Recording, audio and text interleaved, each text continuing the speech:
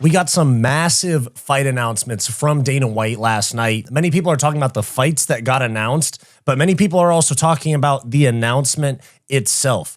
Many people are giving Dana White a really hard time about announcing massive fights such as the Madison Square Garden main event and co-main event and feature fight, or a title fight for Abu Dhabi and a feature fight for Abu Dhabi on his phone. I'll be honest, some sort of trailer, some sort of big fight announcement, that just some sort of trailer, like a movie trailer that's like a minute and a half, like the one that they did with Aldo and McGregor back in the day. Stuff like that would be really cool. And of course, the UFC has the budget to do so.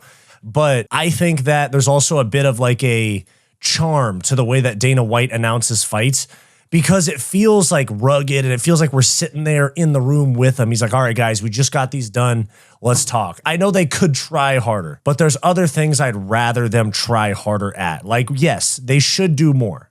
If you're objectively asking me, should they do more? Yes. But I'm okay with this because we're getting massive fights. So in this video, we are going to get into the massive fights that Dana White announced for UFC 321 and UFC 322. Stick around to hear the full story. I'm Wyatt, and this is Fight Society. Okay, so we got an absolutely massive fight announced as the main event in Madison Square Garden. We have welterweight champion Jack Della Maddalena defending his title against former UFC lightweight champion and former #1 pound-for-pound fighter Islam Makhachev. One of the biggest fights of the year. Makhachev is a very big name, especially in that Russia, Middle East, Muslim community. He has a ton of fans. He's one of the most followed UFC fighters, all right?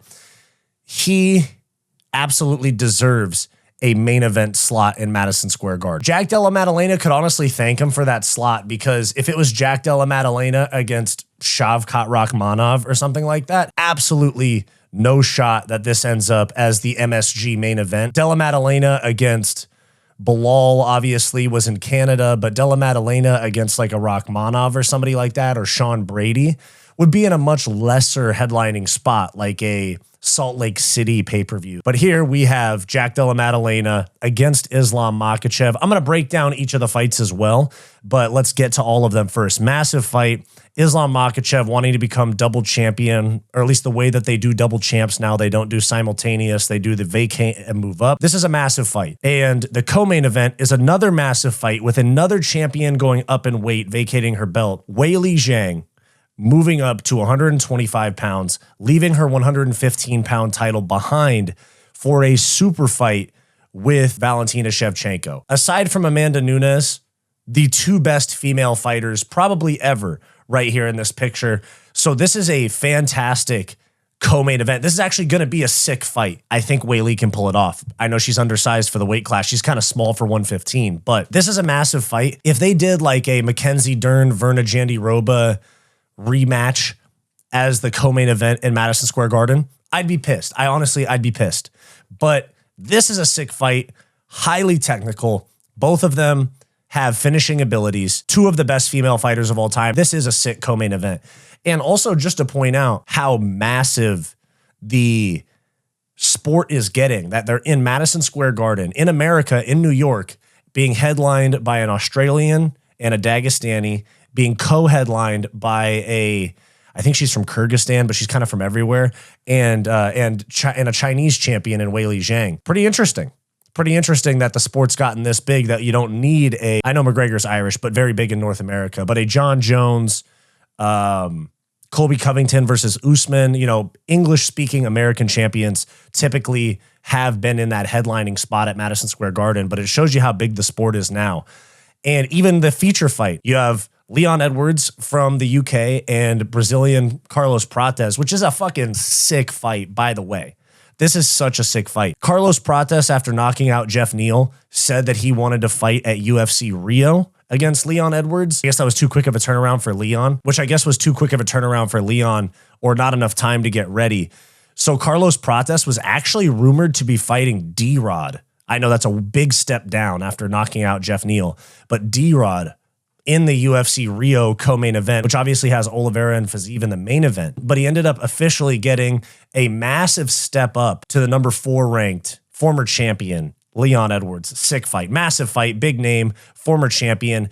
So this is what we have for these fights right here.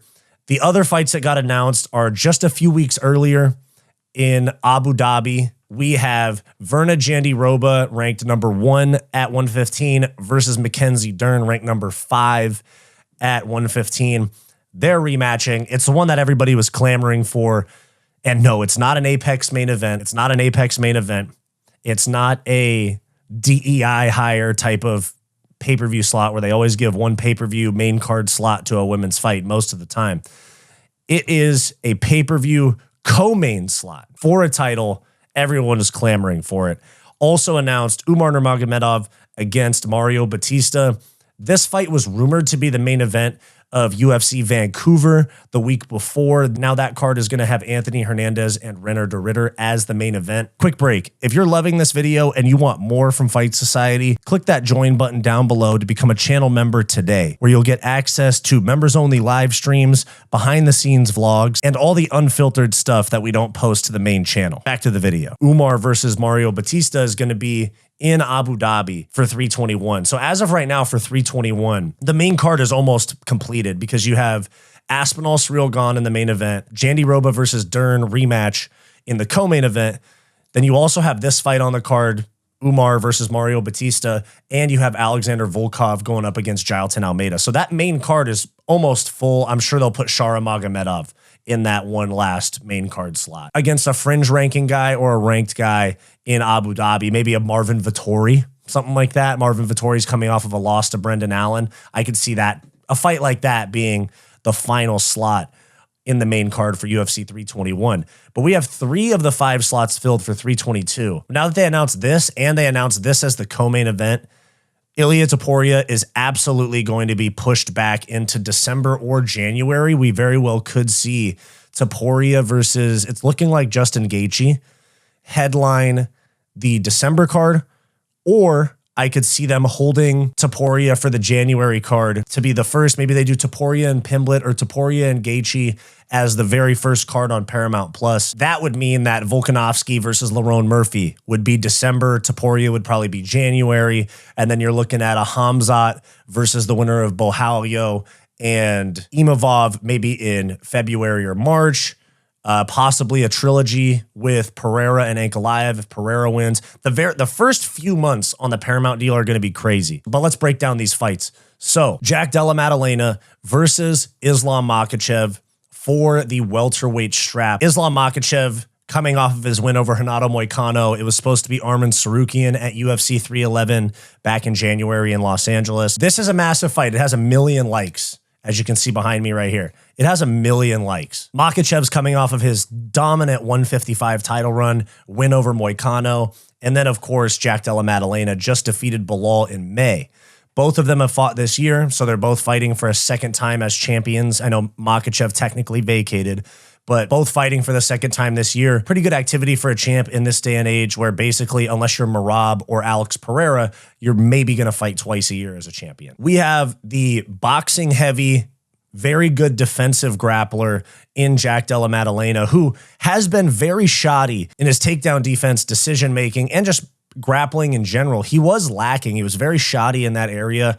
You see him got controlled by Basil Hafez. He got controlled a little bit in other fights as well, but he's cleaned that up, it looks like. Bilal Muhammad, I know he's not as dangerous of a wrestler as Makhachev, but Bilal Muhammad had nothing for Jack Della Maddalena. I know that people try to frame it like it was a close fight, that Bilal almost won. Jack was a step ahead the entire fight.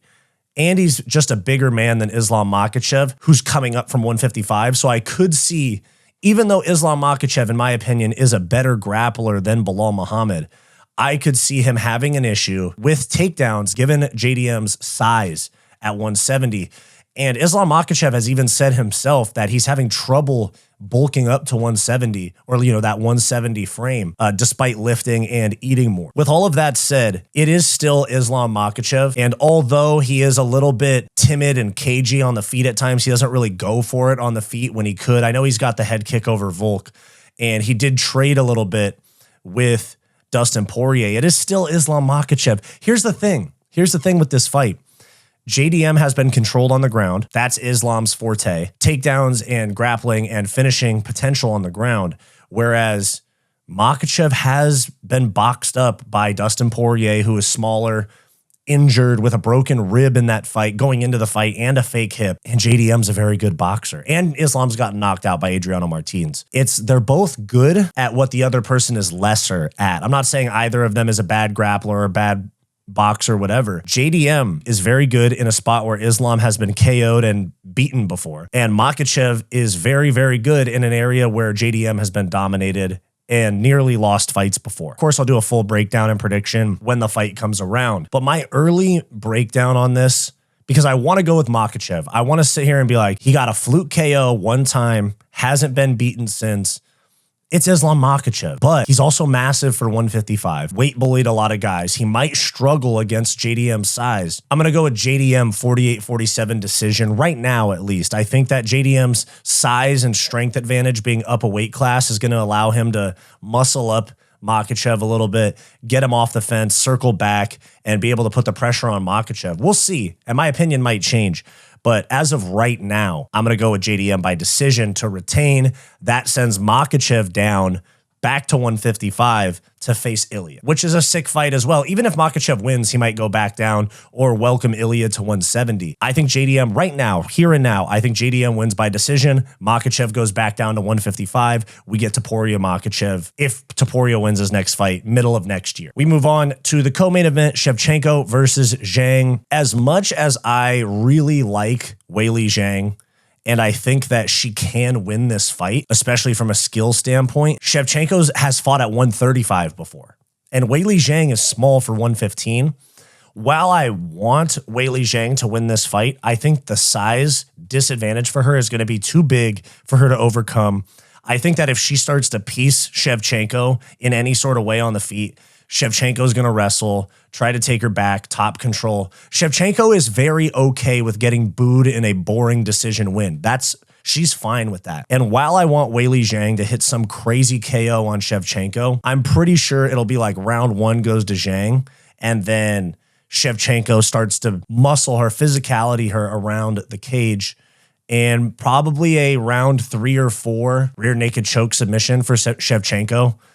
Maybe Zhang gasses, but she's small. She probably won't gas out. I think a round 3 or 4 rear naked choke. She takes her down round after the first, and eventually Weili gives her back and gets choked. So I think Shevchenko is going to retain as well. I think it's going to be 2 and stills, and still for JDM and still for Shevchenko. And then, of course, one of the most exciting non-title fights of the year for me, because I'm a huge Fighting Nerds fan. I'm a huge fan of Carlos Prates, but I also like Leon a lot. I know his title run wasn't the most exciting. It went from legendary head kick KO to become champ to a pretty good win over Usman, a very boring win over Covington, and then a very one-sided loss to Bilal Muhammad. So Carlos Prates versus Leon Edwards, they're going to strike. This is like striker's delight right here. Kickboxing, Leon Edwards against Muay Thai and kickboxing, Carlos Prates. It's not like Leon Edwards is small for 170 by any means, but Carlos Prates looks like a middleweight in there against those 170 pounders. He looked way bigger than Jeff Neal. Ian Gary's a big welterweight as well. Prates looks massive in there, and they're going to strike. They have very similar styles. I honestly could see a big left hand for Carlos Prates, lands, drops Leon onto a knee, follow-up shots, drop Leon, and he gets not like KO'd bad, but Leon gets TKO'd by Carlos Prates. Carlos Prates is going to win this fight. Leon looked very unmotivated in the Bilal fight, and then his comeback, also in front of his hometown crowd, a very lackluster performance, and got submitted by Sean Brady with that mounted one-arm guillotine. I'm pretty sure that was the finish. Sean Brady dominated him. A very, very lackluster performance. 2 straight losses for Leon Edwards. Now he's going up against a fucking gun in Carlos Prates. This is just one of those, the up-and-comer eats the vet type of fight. I'm going to take Prates by KO, TKO, second round. Moving on to UFC 321. Not really much to talk about. This is going to be a boring fight. I don't know. Mackenzie Dern by decision, something like that. Mackenzie Dern by submission. It's going to be a jiu-jitsu fest with some bad boxing mixed in. Moving on to the Umar Nurmagomedov fight against Mario Batista. This is a tough fight for both guys. Both of them are very high level. They're both good boxers. They're both good wrestlers. There's a lot of potential for a good fight here that could decide Merab's next title defense, or one of Merab's next title defense, because Merab wants to beat Corey Sandhagen in October and then fight Peter Yan in like November or December, he said. If he wins that and wins the Peter Yan fight, he could fight the winner of this fight in like February or March. You never know. They might put him on the same card as Topuria, given that they're both born in Georgia. Yeah, this is a good fight. It's a tough one to pick because they're both very high level. But given how Mario Batista is actually just, he's good with these boring decision wins. He did it against Patchy Mix, even though Patchy Mix didn't really show up. He did it against Jose Aldo. Umar can get sucked into a firefight a little bit. He did that with Merab because he was getting frustrated with the wrestling not working. I could see this fight being like that, but this is a tough fight to pick. 3 rounds definitely leans towards Umar because Umar gassed a little bit in that 5-round fight. I'm going to go, given that it's in Abu Dhabi, I'm going to go Umar 29-28 decision. Umar controversial split decision win is what I'm going to go with. So there's all of the new fights that got announced, big fights announced for big cards. Now, another big announcement that Dana White made yesterday on the same live stream is that the White House event next year, July 4th, 2026, is officially on. Here's the clip right here. Okay, just about to take off here from Washington, D.C. We had the meeting at the White House. Could not have gone better. This is going to be awesome. White House fight is on. The White House fight is on. I will have more details on that in the next couple weeks. But we got it done today. So there it is. The White House card is official. Obviously, it's not till July. It's almost a year away. So we're not going to see any fight announcements till probably April of next year. We're probably not getting any announcements for like 6-7 months because we don't know who the champs are. We don't know if Conor's back. We don't know if John Jones is going to, find a way to convince Dana. But it's big. It's big. It's going to be massive. And with the Paramount Plus deal, it's probably going to be the most talked about UFC event of all time by the time it comes around. And I think it's going to be sick. I know that Trump is building or already built some sort of ballroom that it could take place in that's like right adjacent to the White House, or they'll make this work on the South Lawn like Dana talked about. Big card, possibly with the biggest names in the sport. You might see people come out of retirement. You'll definitely see Michael Chandler on the card. You'll definitely probably see Colby Covington on the card. Dude, I could see it being Conor versus Chandler. I see it right now. It's Conor versus Chandler. I already know. They're going to try to make it Conor Chandler. And I think Conor beats Chandler, even with all this time away. So there we have it. Let me know your thoughts down below on the White House card, on the Madison Square Garden card featuring Jack Della Maddalena defending his title against Islam Makhachev, Shevchenko against Weili Zhang, Edwards and Prates, and of course, Umar versus Mario Batista, and Verna Jandiroba against Mackenzie Dern. Let me know your thoughts down below. Do you want more from Fight Society? Like and subscribe below this video and click the join button to become a channel member today to get access to behind the scenes vlogs and members only live streams.